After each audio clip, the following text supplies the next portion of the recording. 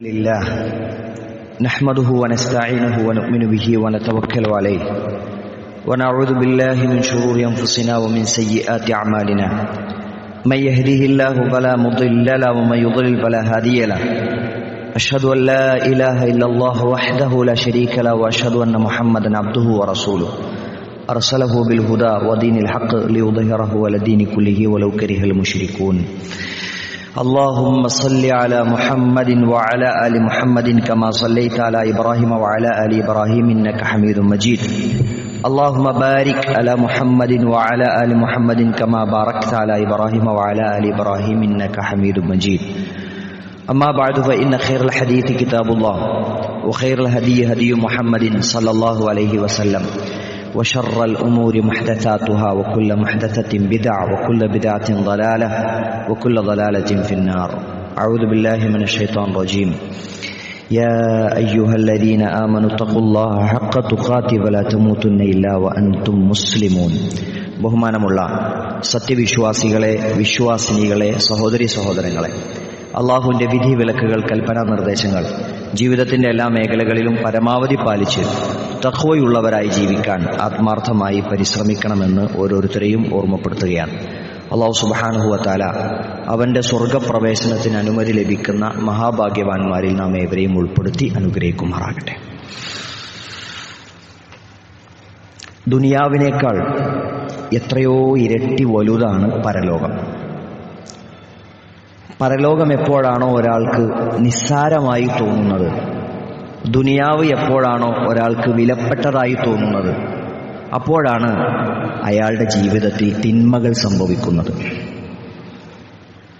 ആരാണോ തിന്മകൾ ചെയ്യുന്നത് എന്നിട്ട് സുമ്മ യതൂബൂന മിൻ ഖരീബ്, എന്നിട്ട് തൊട്ടടുത്ത സമയത്ത് തന്നെ തൗബ ചെയ്തു മടങ്ങുന്നത്, അവർക്ക് പാപമോചനം നൽകുക എന്നത് അള്ളാഹു തൻ്റെ ബാധ്യതയായി ഏറ്റെടുത്തിട്ടുണ്ട് എന്ന്. ഇന്നമത് തൗബതു അലല്ലാഹ് ലില്ലദീന യഅമലൂന സൂഅ ബിജഹാല, അജ്ഞത കൊണ്ട് ജഹാലത്ത് കൊണ്ട് തിന്മ ചെയ്തയാളുകൾ, എന്നിട്ട് ഖരീബ്, എന്നിട്ട് പിന്നെ ഉടനെ തന്നെ അതിൽ നിന്ന് തൗബ ചെയ്തു മടങ്ങുന്ന ആളുകൾ, അവർക്ക് അല്ലാഹു സുബ്ഹാനഹു വ തആല പാപമോചനം നൽകും എന്നത് അല്ലാഹ് തനിക്കുമേൽ ഏറ്റെടുത്ത ബാധ്യതയാണ്. അവിടെ രണ്ട് കാര്യങ്ങൾ. ഒന്ന്, അറിവില്ലായ്മ കൊണ്ട് എന്ന ജഹാലത്ത്, അജ്ഞത കൊണ്ട് ഇന്ന കാര്യം തെറ്റാണ് എന്നറിയാതെ ചെയ്തു പോയവർക്ക് നല്ല, അതിൻ്റെ അർത്ഥം തെറ്റാണെന്നറിയാം, പക്ഷെ ഒരു നിമിഷ നേരത്തേക്ക് ആ തെറ്റിൻ്റെ ഗൗരവം മറന്നു, അല്ലെങ്കിൽ പരലോകത്തേക്കാൾ ദുനിയാവിന് ഒരു പ്രാമുഖ്യം കൊടുത്തു, അപ്പൊ ജീവിതത്തിൽ തിന്മ സംഭവിച്ചു, അവിഹിതങ്ങൾ സംഭവിച്ചു, അധാർമിക പ്രവർത്തനങ്ങളിൽ ഏർപ്പെട്ടു, അശ്ലീലതകളിൽ മുഴുകി, എന്തോ ആകട്ടെ. സുമ്മ യതൂബൂന മിൻ ഖരീബ്, പിന്നീട് മരണത്തിന്റെ മുമ്പ്, തൊട്ടുടനെ എന്ന് പറഞ്ഞാൽ മരണത്തിന്റെ മുമ്പായി തൗബ ചെയ്യാൻ സാധിക്കുക എന്നതാണ്. എപ്പോഴാണ് മരണമെന്ന് നമുക്കറിയില്ല, അതുകൊണ്ടാണ് തൊട്ടുടനെ തന്നെ തൗബ ചെയ്യണം എന്ന് പറയാൻ കാര്യം. മരണം എന്നാണെന്ന് നമുക്കറിയുമായിരുന്നെങ്കിൽ അതിന്റെ തൊട്ടുമുമ്പ് തൗബ ചെയ്താൽ മതിയായിരുന്നു. പക്ഷെ അത് നമുക്കറിയാത്തത് കൊണ്ട് വേഗത്തിൽ അള്ളാഹുവിലേക്ക് ഖേദിച്ചു മടങ്ങുക, ചെയ്ത തെറ്റിനെക്കുറിച്ച് മനസ്സിൽ ഖേദമുണ്ടായി, ദുഃഖമുണ്ടായി, പറ്റിപ്പോയതാണ് എന്ന ബോധ്യമുണ്ടായി റബ്ബിലേക്ക് വേഗത്തിലേക്ക് മടങ്ങുക എന്നതാണ്. പിശാചിനെ സംബന്ധിച്ചിടത്തോളം അവൻ ഇവിടെ കെണികൾ നമുക്കുണ്ടാക്കി വെച്ചിട്ടുണ്ട്. ഈ ദുനിയാവിനെ നമുക്ക് പ്രിയപ്പെട്ടതാക്കി വെക്കാനുള്ള പലതരം കെണികൾ. ആ കെണികളിൽ പെട്ടുപോകുന്ന ആളുകൾ ദുനിയാവിലെ ആസ്വാദനങ്ങൾക്ക് വേണ്ടി, അവിടുത്തെ സന്തോഷങ്ങൾക്ക് വേണ്ടി, അവിടുത്തെ വിഭവങ്ങൾക്ക് വേണ്ടി, അവിടുത്തെ നേട്ടങ്ങൾക്ക് വേണ്ടി പരലോകത്തെ വലിയ നേട്ടം, വലിയ ശിക്ഷ അത് മറന്നുകൊണ്ട് അല്പനേരത്തെ സുഖത്തിനു വേണ്ടി, സന്തോഷത്തിനു വേണ്ടി തിന്മകളിൽ ഏർപ്പെടും. അപ്പോൾ അവൻ ഹറാമായ കാര്യങ്ങൾ ചെയ്യും, നിഷിദ്ധമായ വഴിയിൽ അവൻ സമ്പാദിക്കും. എന്താണ് അത്തരം വഴികളിലൂടെ നീങ്ങിപ്പോയാൽ അവന് സംഭവിക്കാതിരിക്കുന്നത്? ഈ ദുനിയാവിൽ അവന് നഷ്ടങ്ങളുണ്ടാകുന്നു, പാരത്രിക ലോകത്ത് അതിലും വലിയ നഷ്ടങ്ങൾ അവനുണ്ടാകുന്നു. അതുകൊണ്ട് പിശാചിന്റെ കെണികളെ കരുതിയിരിക്കണമെന്ന് അല്ലാഹു സുബ്ഹാനഹു വ തആല നമ്മളോട് പറയാം. യാ അയ്യുഹല്ലദീന ആമനൂ ലാ തത്തബിഉ ഖുതുവാതിശ് ശൈത്താൻ, പിശാചിന്റെ കാൽപ്പാടുകൾ നിങ്ങൾ പിന്തുടരരുത്. പിശാചിനെ പിന്തുടരരുത്. അവൻ പറഞ്ഞ വഴിക്കല്ല നിങ്ങൾ പോകേണ്ടത്. വമൻ യത്തബിഉ ഖുതുവാതി ശൈത്താൻ, ആരാണോ പിശാചിന്റെ കാൽപ്പാടുകളെ, അവന്റെ കൽപ്പനകളെ, അവൻ പറയുന്ന വഴിയെ സഞ്ചരിക്കുന്നത്, ഫഇന്നഹു യഅ്മുറു ബിൽ ഫഹ്ശാഇ വൽ മുൻകർ, പിശാച് അശ്ലീലമായ അന്യായമായ തോന്നിയാസങ്ങൾ, മ്ലേച്ഛവൃത്തികൾ, അതാണ് പിശാച് നമ്മളോട് കൽപ്പിച്ചുകൊണ്ടിരിക്കുന്നത് എന്ന്. കുറച്ചല്ലേ ഉള്ളൂ, ഒരു വട്ടല്ലേ ഉള്ളൂ, ഒരു ഗ്ലാസ് മദ്യല്ലേ, ഒരു വലിയല്ലേ, അല്ലെങ്കിൽ ഇപ്പോ കച്ചവടമൊക്കെ ചെയ്യാൻ പിന്നെ ഹറാമോ ഹലാലൊക്കെ നോക്കി നിന്നാൽ കച്ചവടമൊക്കെ നടക്കുമോ? പലിശ എടുക്കാതെ, പലിശക്ക് പൈസ എടുക്കാതെ, ലോൺ എടുക്കാതെ ഒരു ബിസിനസ്സൊക്കെ കാലത്ത് വിജയിക്കുമോ എന്നൊക്കെ പറഞ്ഞ് പല ന്യായങ്ങൾ പറഞ്ഞ് നമ്മളെ തിന്മയിലേക്ക് കൊണ്ടുപോവുക എന്നതാണ് പിശാചിന്റെ പരിപാടി. ഇബ്ലീസിന്റെ ആ കെണിയിൽ കുടുങ്ങിപ്പോയാൽ എന്താ സംഭവിക്കുക? അല്ലാഹു സുബ്ഹാനഹു വ തആല ഒരു സമൂഹത്തെ തന്നെ മുഴുവൻ നശിപ്പിക്കാൻ അധാർമിക പ്രവർത്തനങ്ങളിൽ അവർ ഏർപ്പെട്ടു എന്നത് കാരണമാക്കിയിട്ടുണ്ട്. മഹാനായ ലൂത്ത് നബി അലൈഹി സ്വലാത്തു വസ്സലാമിന്റെ ജനത, അവർ ചെയ്തത് അള്ളാഹു നിഷിദ്ധമാക്കിയ സ്വവർഗരതി എന്ന തിന്മയായിരുന്നു. അവരിലെ പുരുഷന്മാരോട് ലൈംഗികതയിൽ ഏർപ്പെട്ടു. മലക്കുകൾ സുന്ദരന്മാരുടെ രൂപത്തിൽ, മനുഷ്യരുടെ രൂപത്തിൽ ലൂത്ത് നബി അലൈഹി സ്വലാത്തു വസ്സലാമിനെ കാണാനായി വരികയാണ്. അപ്പോഴാണ് ആ മലക്കുകളുടെ അടുക്കിലേക്ക് പോലും കാമമോഹവുമായി അവിടുത്തെ ആളുകൾ കടന്നു വരികയാണ്. നിങ്ങൾക്ക് എന്റെ പെൺമക്കളെ ഞാൻ കെട്ടിച്ചു തരാം, എന്റെ അതിഥികളെ നിങ്ങൾ വിട്ടേക്കൂ, എന്റെ അതിഥികളെ മുമ്പിൽ എന്നെ നിങ്ങൾ അപമാനിക്കല്ലേ എന്നൊക്കെ അദ്ദേഹം പറഞ്ഞു നോക്കിയെങ്കിലും അതൊന്നും ചെവിക്കൊള്ളാൻ അവർ തയ്യാറായില്ല. അവരെ വിട്ടേക്കൂ, അവരുടെ കാര്യങ്ങൾ ഞങ്ങൾ നോക്കിക്കോളാം എന്നായിരുന്നു മലക്കുകളുടെ മറുപടി. അല്ലേ? അത്തരം മ്ലേച്ഛമായ പ്രവർത്തനത്തിൽ ഏർപ്പെട്ടിരുന്ന ലൂത്ത് നബി അലൈഹി സ്വലാത്തു വസ്സലാമിന്റെ ജനതയെ ഫലമ്മാ ജാഅ അംറുനാ ജഅൽനാ ആലിയഹാ സാഫിലഹാ വഅംതർനാ അലൈഹാ ഹിജാറതൻ മിൻ സിജ്ജീലിൻ മൻദൂദ് എന്ന സൂറത്ത് ഹൂദിലെ 82-ാമത്തെ വചനത്തിലൂടെ അല്ലാഹു സുബ്ഹാനഹു വ തആല നമ്മളെ പഠിപ്പിക്കുക. അല്ലാഹുവിന്റെ കൽപ്പന വന്ന സമയത്ത് അവരുടെ നഗരത്തെ അല്ലാഹു സുബ്ഹാനഹു വ തആല കീഴ്മേൽ മറിച്ചിട്ടു.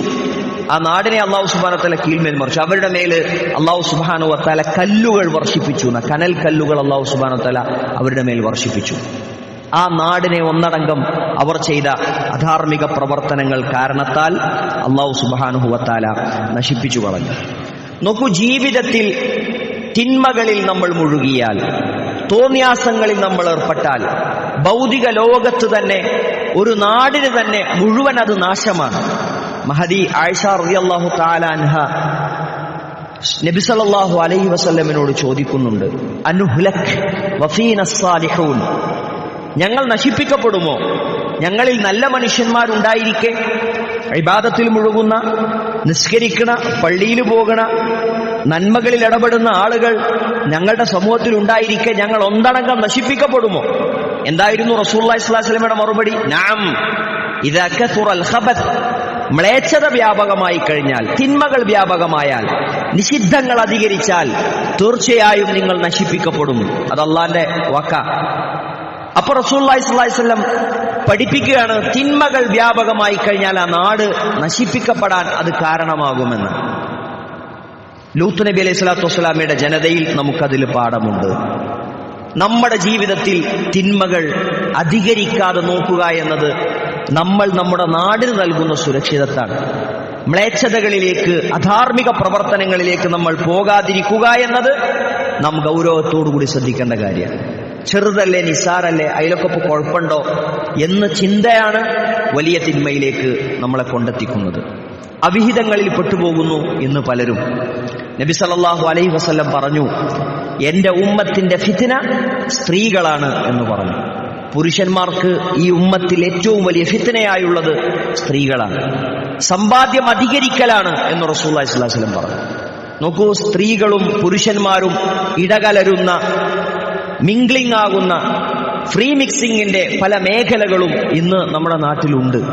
അത് ജോലി സ്ഥലത്താകാം, വിദ്യാഭ്യാസ സ്ഥാപനങ്ങളിലാകാം, അങ്ങാടികളിലാകാം, സ്വന്തം വീട്ടിനുള്ളിൽ തന്നെയാകാം. സ്വന്തം വീട്ടിനുള്ളിൽ തന്നെ അന്യരായ ആളുകൾ ഒരുമിച്ച് ചേരുന്ന സ്ഥലങ്ങളുണ്ട്. അവിടെയൊക്കെ അവിഹിതങ്ങൾക്ക് സാധ്യതയുണ്ട്. ഈ സാധ്യതകൾ ഉപയോഗപ്പെടുത്തി കഴിഞ്ഞാൽ അതുകൊണ്ട് ജീവിതത്തിൽ ഒരുപാട് നഷ്ടങ്ങൾ വരാനുണ്ട്. ഹൃദയം അവരുടേത് കടുത്തുപോകും. ആളുകളുടെ മുമ്പിൽ പിന്നീട് പ്രത്യക്ഷപ്പെടാൻ, ഇറങ്ങി നടക്കാൻ പ്രയാസമുണ്ടാകും. അല്ലെ? പാരത്രിക ലോകത്ത് കഠിനമായ ശിക്ഷകൾ അത് കഴിഞ്ഞും വരാനുണ്ട്. എന്താണ് ഇവിടെ റസൂലുള്ളാഹി സ്വല്ലല്ലാഹു അലൈഹി വസല്ലമയുടെ നിർദ്ദേശം? രണ്ടുപേർ അവർ എതിർ സെക്സിലുള്ള ആളുകളാണോ, എതിർ ലിംഗത്തിലുള്ള ആളുകളാണോ, ആണും പെണ്ണുമാണോ, എങ്കിൽ അവർ പരസ്പരം നോട്ടത്തിൽ കണ്ണു താഴ്ത്തണമെന്ന് നബി സല്ലല്ലാഹു അലൈഹി വസല്ലം പറഞ്ഞു. ഫലഅൈനാനി സിനാഹുമ അൻ-നദർ, കണ്ണിന്റെ നോട്ടം അത് വ്യഭിചാരമാണ് എന്ന്. ഓരോ അവയവങ്ങൾക്കും വ്യഭിചാരമുണ്ട്, കണ്ണിന്റെ നോട്ടം വ്യഭിചാരമാണ് എന്ന് പറഞ്ഞു.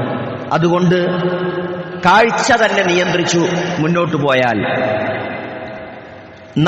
നല്ലവണ്ണം അങ്ങേയറ്റത്തെ യാതൊരു പരിധിയുമില്ലാത്ത ഇടപഴകലുകൾ അത് നമ്മൾ ശ്രദ്ധിച്ചു കഴിഞ്ഞാൽ പിന്നീട് അതിനപ്പുറമുള്ള ഗൗരവമേറിയ തിന്മയിലേക്ക് എത്താതിരിക്കാൻ നമുക്ക് സാധിക്കും. ഒരു ഹായ് മെസ്സേജ് അയച്ചതിൽ നിന്ന് ആരംഭിച്ച ബന്ധമായിരിക്കും. എപ്പോഴോ എവിടെയോ വെച്ച് കണ്ടപ്പോൾ സംസാരിച്ച, നോട്ടത്തിൽ ഇഷ്ടപ്പെട്ട, അതിൽ നിന്ന് തുടങ്ങിയ ബന്ധമായിരിക്കും. അതെവിടെയാണ് എത്തി അവസാനിക്കുക? നോട്ടത്തിൽ നിന്ന് തുടങ്ങി നടത്തത്തിലെത്തി, തൊടലിലെത്തി, പിന്നീട് അത് ലൈംഗികാവയവം കൊണ്ട് തന്നെയുള്ള നിഷിദ്ധങ്ങളിലേക്ക് എത്തുന്ന സാഹചര്യമുണ്ട് എന്ന് റസൂലുള്ളാഹി സ്വല്ലല്ലാഹു അലൈഹി വസല്ലം ഗൗരവത്തിൽ താക്കീത് നൽകിയതാണ്. അതുകൊണ്ട് നമ്മുടെ ഉമ്മത്തിന് അല്ലാഹു സുബ്ഹാനഹു വ തആല നിശ്ചയിച്ചൊരു പരീക്ഷണമാണ് എന്ന് മനസ്സിലാക്കി, നബി സല്ലല്ലാഹു അലൈഹി വസല്ലം ഗൗരവത്തോടുകൂടി താക്കീത് നൽകിയൊരു വിഷയമാണ് എന്ന് മനസ്സിലാക്കി, ഒരു കാരണവശാലും എനിക്ക് അനുവാദമില്ലാത്ത ഒരാളെ ഞാൻ നോക്കുകയില്ല, തൊടുകയില്ല, അവരുമായൊരു ജീവിതം ഉണ്ടാവുകയില്ല എന്ന തീരുമാനം വിശ്വാസികൾ നിർബന്ധപൂർവ്വം എടുക്കണം. അല്ലേ? അവസരങ്ങൾ ലഭിക്കും. ആ അവസരത്തെ ഉപയോഗപ്പെടുത്തണം എന്നാണ് പിശാച് പറയാൻ. എന്നാൽ യൂസുഫ് നബി അലൈഹി സ്വലാത്തു വസ്സലാമിന്റെ ചരിത്രത്തിൽ നിന്ന് അത്ര നല്ല അവസരം അദ്ദേഹത്തിന് ലഭിച്ചിട്ടും മറ്റാരും അറിയുകയില്ല എന്ന് ഉറപ്പുണ്ടായിട്ടും ആ അവസരത്തിൽ നിന്ന് വിട്ടുനിന്നതിന്റെ മനോഹരമായ ഉദാഹരണമായി യൂസുഫ് നബി അലൈഹി സ്വലാത്തു വസ്സലാം നമ്മുടെ മുമ്പിൽ നിൽക്കുക. ഖാല റബ്ബി യസ്സിജ്നു അഹബ്ബു ഇലൈ, എനിക്ക് ഈ കൊട്ടാരത്തിൽ താമസിക്കുന്നതിനേക്കാൾ എനിക്കിഷ്ടം എനിക്ക് ജയിലിൽ താമസിക്കുന്നതാണ്. എന്നാലും വേണ്ടില്ല ഈ തോന്നിയാസത്തിന് എന്നെ കിട്ടൂല എന്ന് തീരുമാനമെടുക്കാൻ അദ്ദേഹത്തിന് കഴിഞ്ഞു. മറ്റൊരു നാട്ടിലാണ്, പരിചയമില്ലാത്ത ആളുകളാണ്, മറച്ചുവെക്കാൻ കഴിവുള്ള സ്ത്രീയാണ്. എല്ലാ അവസരങ്ങൾ ഒത്തുവന്നിട്ടും ഞാൻ അതിനുണ്ടാവുകയില്ല എന്ന് പറയാൻ അദ്ദേഹത്തിന് സാധിച്ചു. എളാപ്പയുടെ മകൾക്ക് കടം കൊടുത്തിരുന്നു, തിരിച്ചു തരാൻ അവൾക്ക് കഴിയാത്തപ്പോൾ നീ കടം തിരിച്ചു തരണ്ട, നിന്നെ എനിക്ക് തന്നാൽ മതി ഒരു ദിവസത്തേക്ക് എന്നായിരുന്നു അയാൾ ആവശ്യപ്പെട്ടത്. എല്ലാ സന്ദർഭങ്ങളും ഒരുങ്ങി വന്നു, അവൾ തയ്യാറായി.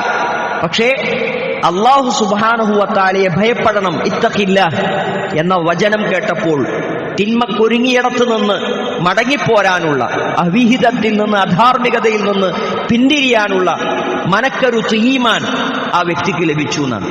തിന്മകൾക്കുള്ള അവസരം തേടി അങ്ങോട്ട് പോവുകയല്ല, കമ്പനിയാകാൻ നോക്കുകയല്ല, പിന്നെ തൊട്ടും തടവിയും നടക്കുകയല്ല, മറിച്ച് വിട്ടുനിൽക്കലാണ്, ചേർന്ന് നിൽക്കാതെ അകന്നു നിൽക്കലാണ്. അല്ലേ? അങ്ങനെയാണ് ശ്രദ്ധിക്കേണ്ടതെന്ന് പറഞ്ഞത്. എല്ലാ വാതിലുകളും അടഞ്ഞാലും റബ്ബിന്റെ നോട്ടമുള്ളൊരു വാതിൽ അത് അടഞ്ഞിട്ടില്ല എന്നൊരു തോന്നൽ അധാർമികതകൾക്ക് മുതിരുമ്പോൾ മനസ്സിലുണ്ടാകണമെന്ന്. സ്വകാര്യമായ തിന്മകളിൽ ഏർപ്പെട്ട് കഴിഞ്ഞാൽ അതുകൊണ്ട് വലിയ ദുരന്തങ്ങൾ വരാനുണ്ട്. നോക്കൂ, ഒരു തെറ്റായ പ്രവർത്തനത്തിന് ഒരുങ്ങുന്ന രണ്ടുപേർ, മ്ലേച്ഛവൃത്തിക്ക് ഒരുങ്ങുന്ന രണ്ടുപേർ, എന്തെല്ലാം കാര്യങ്ങൾ അവർക്ക് ഭയമുണ്ടാകും. ഞാൻ ഇന്ന് ഈ പണി ചെയ്യുന്നത് നാളെ ഇവൾ പുറത്തു പറയുമോ, അവൻ അവന്റെ കൂട്ടുകാരോട് ഇത് പറയുമോ? പേടിണ്ടാവൂലേ? തിന്മകൾക്കൊരുങ്ങി വാതിലടച്ചു, അതിനിടയിലൂടെ കട്ടിലിനടിയിലൂടെ ഒരു എലി പാഞ്ഞു പോയാൽ പോലും ആ ശബ്ദത്തിൽ നിന്ന് പോലും ഭയം ഉണ്ടാവൂലേ? വീട്ടിന്റെ പുറത്തുനിന്ന് വാതിലൊരു കുട്ടി മുട്ടിയാൽ പോലും ഭയപ്പാടുണ്ടാവൂലേ? ഉണ്ടാവും. എന്തെല്ലാം ഭയപ്പാടിലാണ് ഒരാൾ ചെയ്യുന്നത്. ശരിക്കും ഇത് ആസ്വദിക്കുന്നില്ല, ഇത് അനുഭവിക്കുന്നില്ല, മറിച്ച് പേടിയോടുകൂടിയാണ് അധാർമിക പ്രവർത്തനങ്ങളിൽ ഇടപെടുന്നതെന്ന് മനസ്സിലാക്കുക.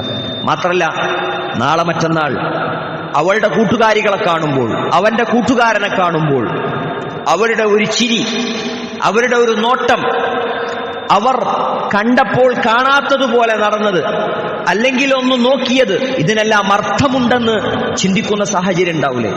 അവർക്കത് മനസ്സിലായോ? ഓലതറിഞ്ഞോ? ഉമ്മയറിഞ്ഞോ? ഉപ്പയറിഞ്ഞോ? ഭാര്യ അറിഞ്ഞോ? മക്കളറിഞ്ഞോ? അല്ലേ? ഓരോരുത്തരുടെയും നോട്ടത്തിലും പേടിയുണ്ടാവും. അവരിത് മനസ്സിലാക്കിയോന്ന് തോന്നലുണ്ടാവും. സ്വസ്ഥത ജീവിതത്തിൽ നഷ്ടപ്പെടും. അതാണ് ഇബ്നുൽ ഖയ്യിം റഹിമഹുല്ലാ പറഞ്ഞത്, പിന്നീട് ആളുകളുടെ മുമ്പിൽ ഇറങ്ങി നടക്കാൻ കഴിയാതാകുന്ന, മനസ്സിന്റെ അസ്വസ്ഥത കാരണത്താൽ, ടെൻഷൻ കാരണത്താൽ അധാർമിക ജീവിതത്തിന്റെ അനന്തര ഫലങ്ങൾ അതാണ്. നോക്കൂ, സാമ്പത്തിക രംഗത്ത് വിശുദ്ധമായ ഒരു ജീവിതം നമുക്കില്ല എങ്കിൽ സമ്പത്തിലുള്ള ബറക്കത്ത് നമുക്ക് നഷ്ടപ്പെടും. അത് ഈ ദുനിയാവിൽ നമുക്ക് ലഭിക്കാനുള്ള വലിയ നഷ്ടമാണ്. തോന്നിയാസങ്ങളിൽ ഏർപ്പെട്ടു കഴിഞ്ഞാൽ, അനുവദനീയമല്ലാത്ത പാനീയങ്ങൾ കുടിച്ചാൽ, അനുവദനീയമല്ലാത്ത ഭക്ഷണങ്ങൾ കഴിച്ചാൽ, അതുകൊണ്ട് ജീവിതത്തിൽ നമുക്ക് ദുരന്തങ്ങൾ വരാനുണ്ട്.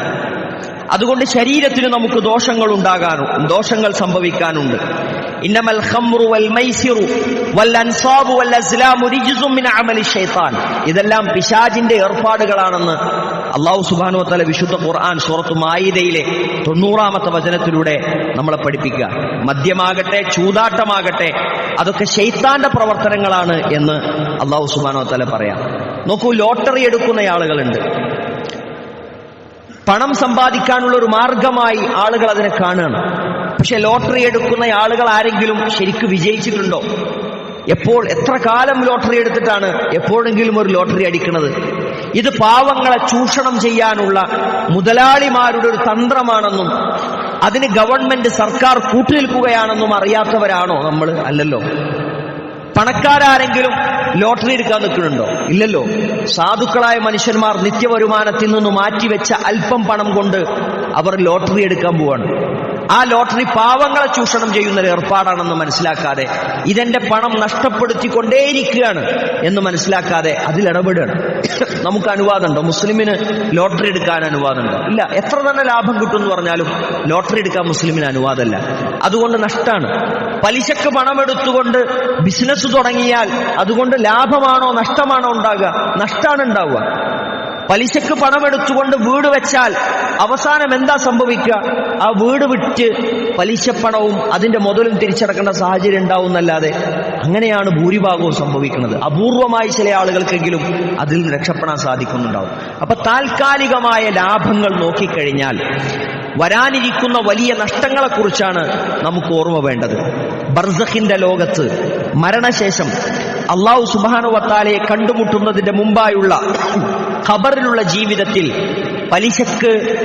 പലിശയുടെ ഇടപാടുകളുമായി ജീവിച്ച ആളുകൾക്ക് അല്ലാഹു സുബ്ഹാനഹു വ തആല ചോരപ്പുഴയിൽ മുങ്ങിത്താഴാനാണ് വിധി നൽകുക എന്ന അറിവ് നമ്മളെ ഉണ്ടെങ്കിൽ പരലോകത്ത് അതുകൊണ്ട് എന്തായാലും ഗുണമല്ല, ദുനിയാവിലും അതുകൊണ്ട് നഷ്ടമാണ്, ബർസഖിന്റെ ലോകത്തും നമുക്കതുകൊണ്ട് നഷ്ടമാണ്.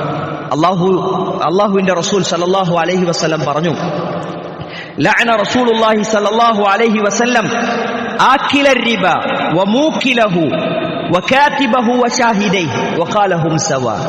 അല്ലാഹുവിന്റെ റസൂൽ സല്ലല്ലാഹു അലൈഹി വസല്ലം ശപിച്ചിരിക്കുകയാണ്. അവർക്ക് ഖൈറുണ്ടാവൂല, അവർക്ക് നന്മ ഉണ്ടാവൂല, അവർക്ക് ബറക്കത്ത് കിട്ടൂല എന്ന് റസൂലുള്ളാഹി സ്വല്ലല്ലാഹു അലൈഹി വസല്ലം പറഞ്ഞിരിക്കുകയാണ്. ആർക്കാണത് പറഞ്ഞത്? പലിശ ഭുജിക്കുന്ന ആളുകൾക്ക്, പലിശ വാങ്ങുന്ന ആളുകൾക്ക്, പലിശ കൊടുക്കുന്ന ആളുകൾക്ക്, അതിനുവേണ്ടി സാക്ഷി നിൽക്കുന്ന ആളുകൾക്ക്, അത് എഴുതി വെക്കുന്ന ആളുകൾക്ക്, എല്ലാവർക്കും. അതുകൊണ്ട് അല്ലാഹു സുബ്ഹാനഹു വ തആലയുടെ ഖൈർ, നന്മ, നിഅമത്തുകൾ നിഷിദ്ധമാകുമെന്നാണ് റസൂലുള്ളാഹി സ്വല്ലല്ലാഹു അലൈഹി വസല്ലം പറഞ്ഞത്. പലപ്പോഴും കിട്ടുന്ന വാർത്തകൾ അതേ രൂപത്തിൽ പ്രചരിപ്പിക്കുന്ന ഒരു സോഷ്യൽ മീഡിയ കാലത്താണ് നമ്മൾ ജീവിക്കുന്നത്. ശരിയാണോ തെറ്റാണോ എന്ന് ഉറപ്പുവരുത്താതെയാണ് പല വാർത്തകളും നമ്മൾ ഷെയർ ചെയ്യുന്നത്.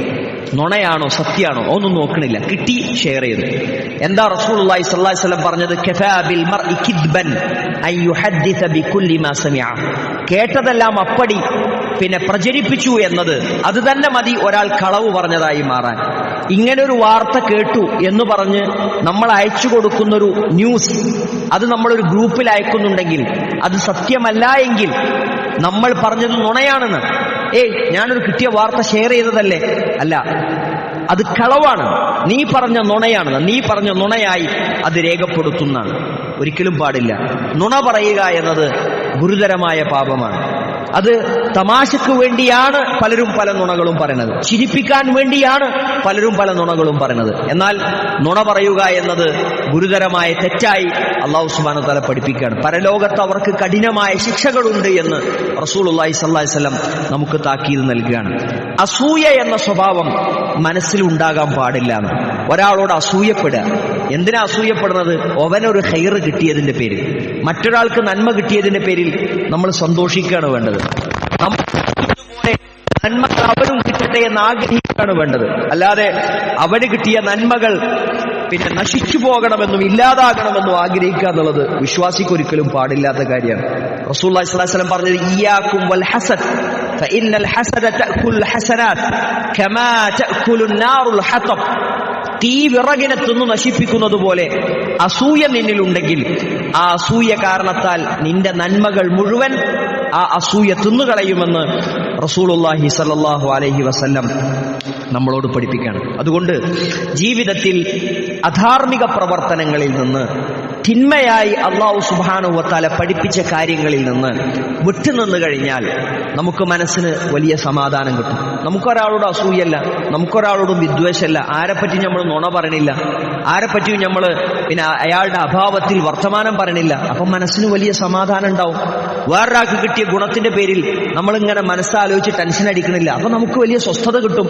അപ്പൊ നമ്മുടെ ദുനിയാവിലെ ജീവിതം സന്തോഷമായി തീരാൻ, നമ്മുടെ പരലോക ജീവിതം അത് നമുക്ക് ഗുണകരമായി തീരാൻ നമ്മൾ അല്ലാഹു സുബ്ഹാനഹു വ തആലയുടെ കൽപ്പനകൾ പരമാവധി ജീവിതത്തിൽ പാലിക്കുകയാണ് വേണ്ടത്. വമൻ യഅസില്ലാഹ വറസൂലഹു, അള്ളാന്റെ കൽപ്പനകൾ പാലിക്കുന്നില്ല, റസൂലുള്ളാഹിയുടെ കൽപ്പനകൾ പാലിക്കുന്നില്ല, മറിച്ച് അതിനെല്ലാം ധിക്കാരം പ്രവർത്തിച്ചുകൊണ്ടാണ് നമ്മൾ പ്രവർത്തിക്കുന്നതെങ്കിൽ വയതഅദ്ദ ഹുദൂദഹു, അള്ളാഹു നിശ്ചയിച്ച അതിർവരമ്പുകളുണ്ട്, ആ അതിർവരമ്പുകൾ നമ്മൾ കടന്നു പോവുകയാണെങ്കിൽ യുദ്ഖിൽഹു നാറൻ ഖാലിദൻ ഫീഹാ, അല്ലാഹു സുബ്ഹാനഹു വ തആല അവനെ പ്രവേശിപ്പിക്കുന്നത് നരകത്തിലാണ്, അവനതിൽ നിത്യവാസിയാണ്. അല്ലാഹു സുബ്ഹാനഹു വ തആല വലഹു അദാബു മുഹീൻ, നിന്ദ്യമായ ശിക്ഷ അല്ലാഹു സുബ്ഹാനഹു വ തആല അവിടെ ഒരുക്കി വെച്ചിട്ടുണ്ട് എന്നാണ്. ഓരോ തിന്മകൾക്കും അല്ലാഹു പരലോകത്തൊരുക്കി വെച്ചിട്ടുള്ള കുറ്റം എന്താണ്, പാപം എന്താണ്, അതിന്റെ ശിക്ഷ എന്താണ് എന്ന് നമ്മൾ മനസ്സിലാക്കി കഴിഞ്ഞാൽ ആ ശിക്ഷയിൽ തിന്മയിൽ നിന്ന് അകന്നു നിൽക്കാനുള്ള ഒരു പ്രചോദനമായി നമുക്കത് മാറും. നോക്കൂ, തോന്നിയാസങ്ങളിൽ ഇടപെടുന്ന, അവിഹിതങ്ങളിൽ ഏർപ്പെടുന്ന ആളുകൾക്ക് അല്ലാഹു സുബ്ഹാനഹു വ തആല നരകത്തിൽ പ്രത്യേകമായ ശിക്ഷകൾ ഒരുക്കി വെച്ചിട്ടുണ്ട്. മദ്യപാനികൾക്ക് അല്ലാഹു സുബ്ഹാനഹു വ തആല നരകത്തിൽ പ്രത്യേകമായ പാനീയങ്ങൾ ഒരുക്കി വെച്ചിട്ടുണ്ട്, അല്ലേ? പലിശക്ക് ഇടപെട്ട ആളുകൾക്ക് അള്ളാഹു ഒരുക്കി വെച്ചിട്ടുണ്ട്. നന്മകളിൽ നിന്ന് വിട്ടുനിൽക്കുന്ന ആളുകൾക്ക് അല്ലാഹു സുബ്ഹാനഹു വ തആല നരകത്തിൽ ശിക്ഷകൾ ഒരുക്കി വെച്ചിട്ടുണ്ട്. ഓരോന്നിന്റെയും ശിക്ഷകൾ, അതിന്റെ ഗൗരവം വിശുദ്ധ ഖുർആനും ഹദീസും നമുക്ക് പഠിപ്പിച്ചു തന്നിട്ടുണ്ട്. ആ ഗൗരവത്തോടുകൂടി ആ തിന്മകളെ കുറിച്ച് നമ്മൾ മനസ്സിലാക്കി നന്മകളിൽ പരമാവധി ഇടപെടാനും തിന്മകളിൽ നിന്ന് പരമാവധി വിട്ടുനിൽക്കാനും നമ്മൾ പരിശ്രമിക്കുക. അള്ളാഹു നാം ഏവരെയും അനുഗ്രഹിക്കുമാറാകട്ടെ.